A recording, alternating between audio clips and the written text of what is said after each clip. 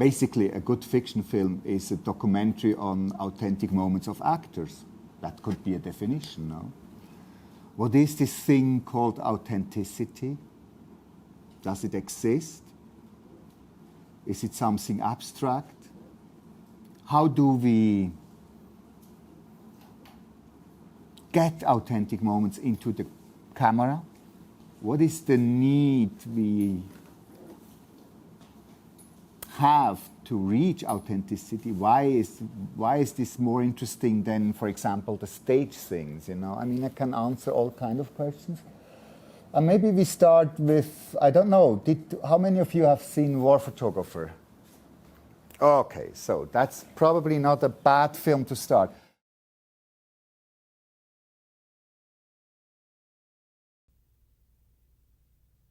Every minute I was there, I wanted to flee. I did not want to see this. Would I cut and run, or would I deal with the responsibility of being there with a camera?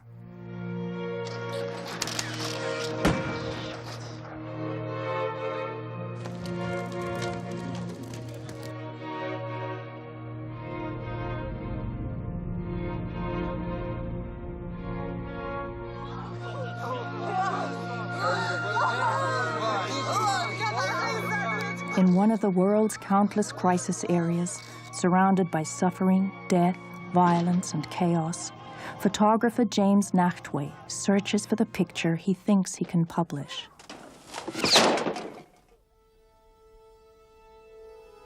A film about a committed, shy man who is considered one of the bravest and most important war photographers of our time, but hardly fits the cliché of the hard-boiled war veteran.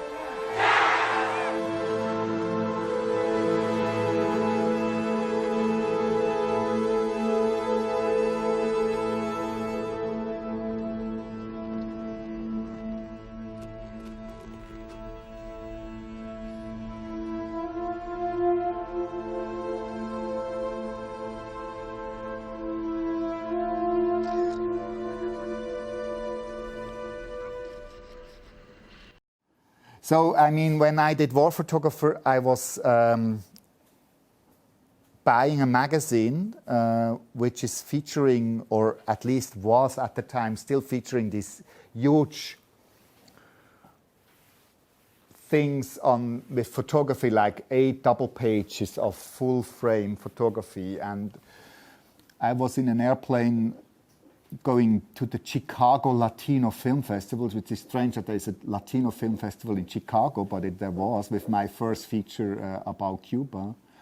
And so I was opening this magazine and I saw 8 double pages with pictures, you know, showing Kabul, black and white, Afghanistan war. I was immediately struck by these pictures. It's something, I mean, I'm very interested in photography, but I react probably the same way like almost anybody in the world. What is a strong picture? We don't really know, but there is some pictures just, wow. And you stare at them, you have feelings, it's triggering something. Who did these pictures, you know? James Nachtwey. I heard the name, but wasn't so sure. And then I was reading the article. And the article was actually almost already a little bit short or synopsis of my film. And just showing, describing this guy who is not a cynical, bragging vampire, but kind of a Zen Buddhist-like strange guy with iron jeans and white shirt. And so you have a paradox here, important.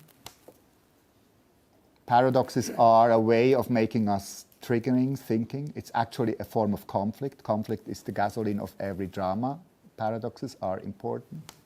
I want to portray a guy who is making a living out of war photography, a war correspondent with a camera.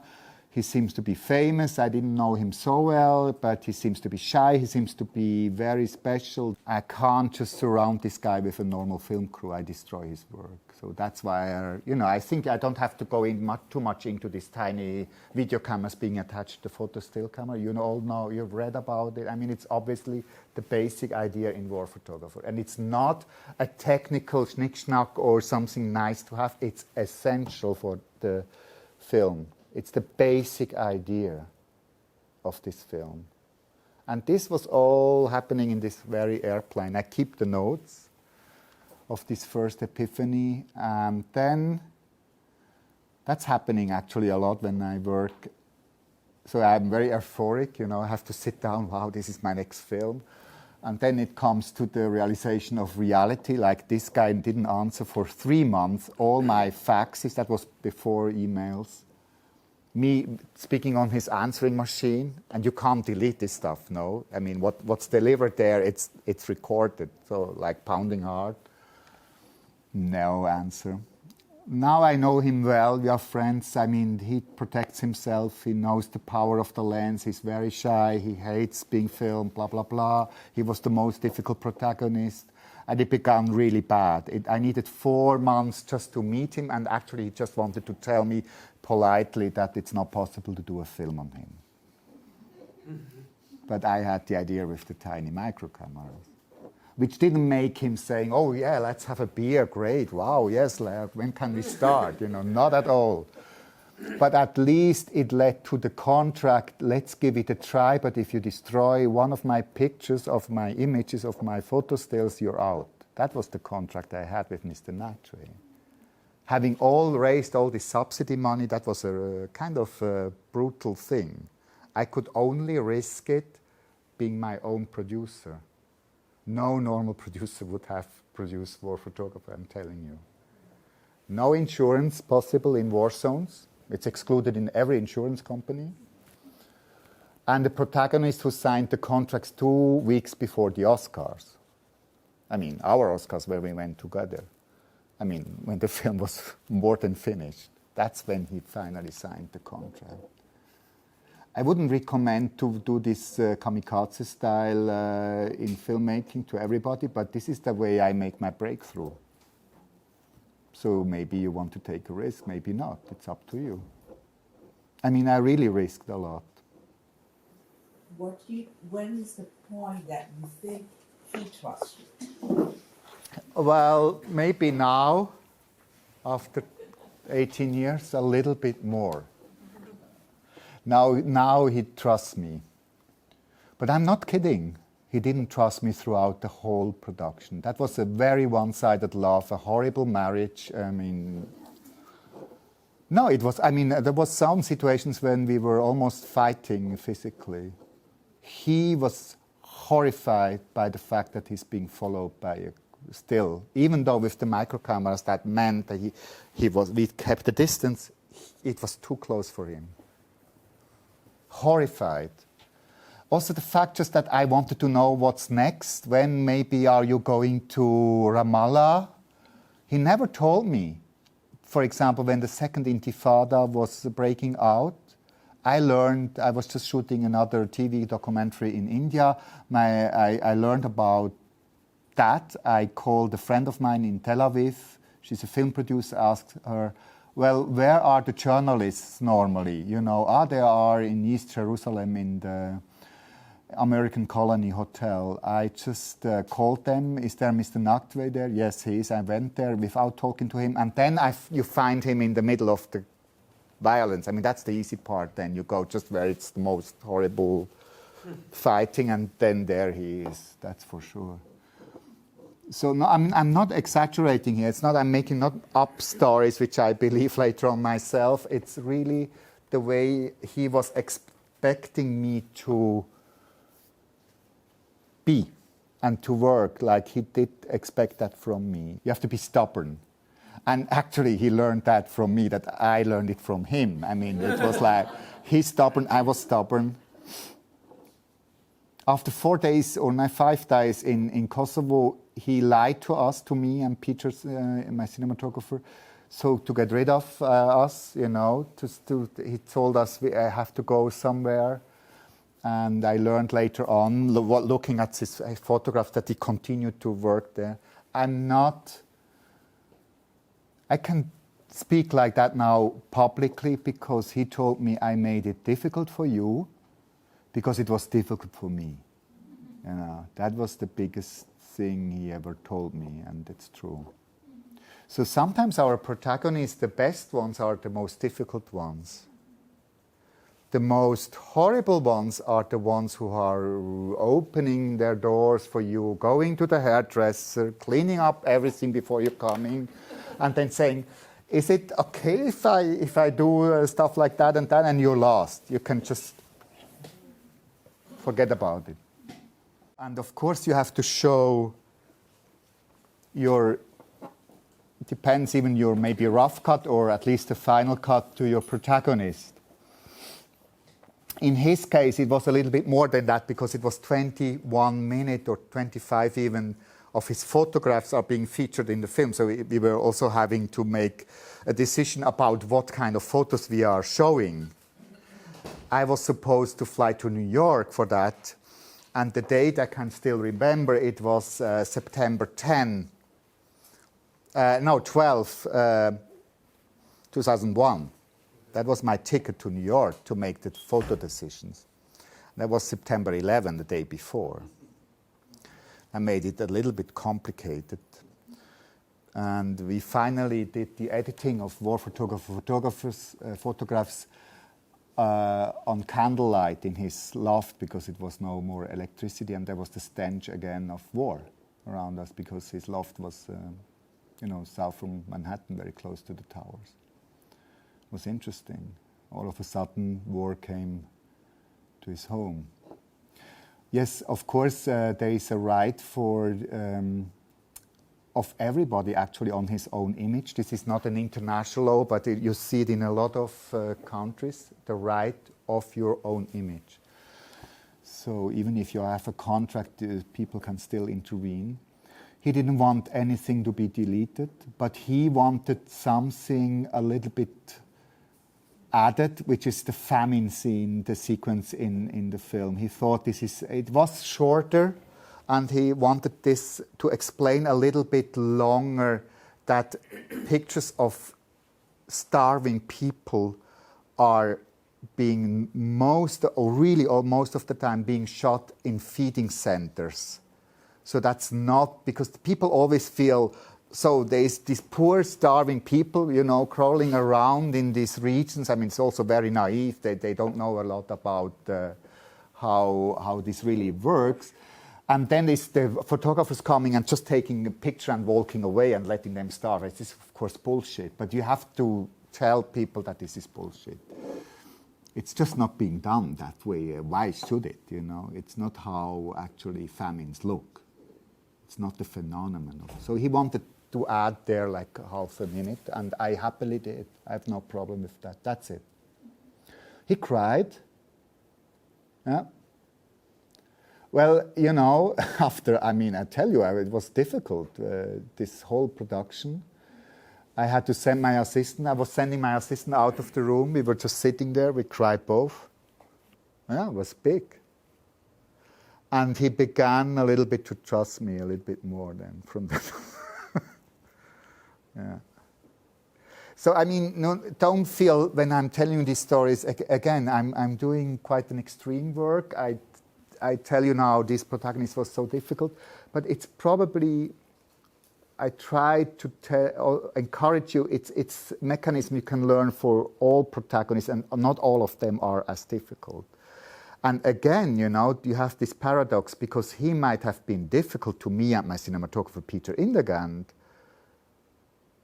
but he was the most wonderful protagonist you can imagine, because he didn't change anything of his behavior.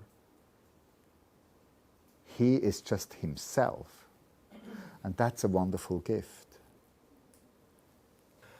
Wouldn't you expect that him witnessing all what he witnessed in like 30, 40 years of going to every war happening, should maybe, that we kind of expect that he's kind of having a catharsis or in a negative way break down or getting cynical, which is actually a normal reaction if you see so much misery and horror. And so maybe the ending of War Photographer, where I'm kind of answering the big question mark of the beginning, where he's not supposed to speak, but we're just showing him how close he goes to this crying woman in Kosovo, and you are raised.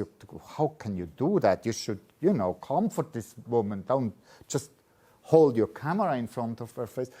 So maybe in a fiction film, if you would be a screenwriter, you would probably have a moment of catharsis of him being totally forgetting about his camera and all this bullshit and being human and embracing a human being.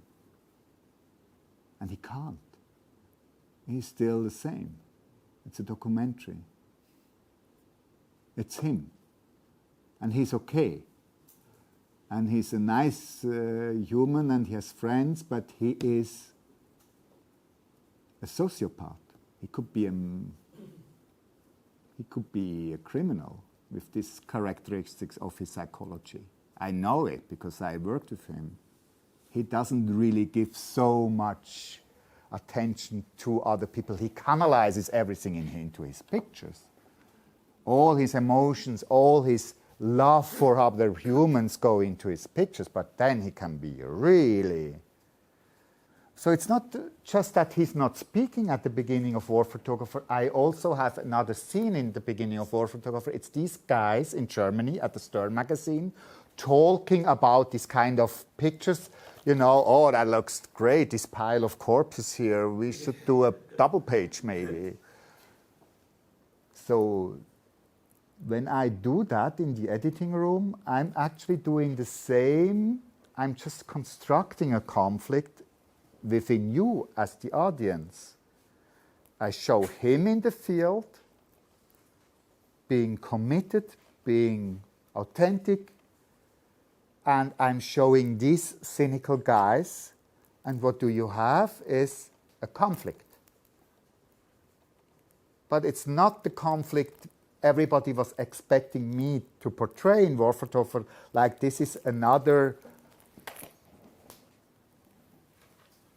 vampire with the camera exploiting the misery of others. They're worse than the soldiers. They go to the same brothels, drink the same whiskey. I mean, this is not this narrative. You have to find your own narrative. But you have to find a narrative, please.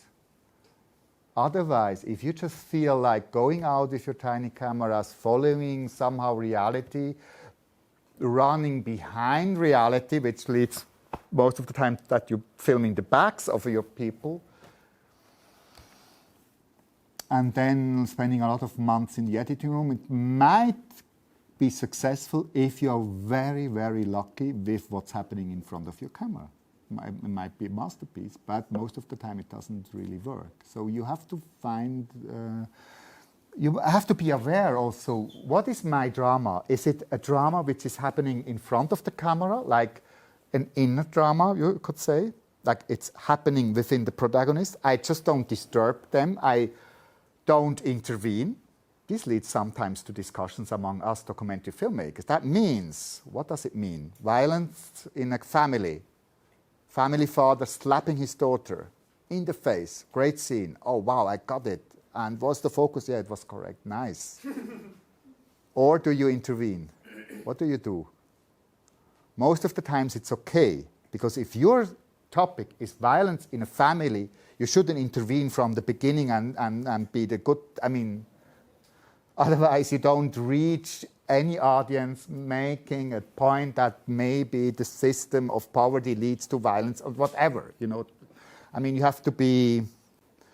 But if you do direct cinema style and if you believe in the true stories unfolding in front of your camera, you have to let it go as much as you can, but there is, of course, limits.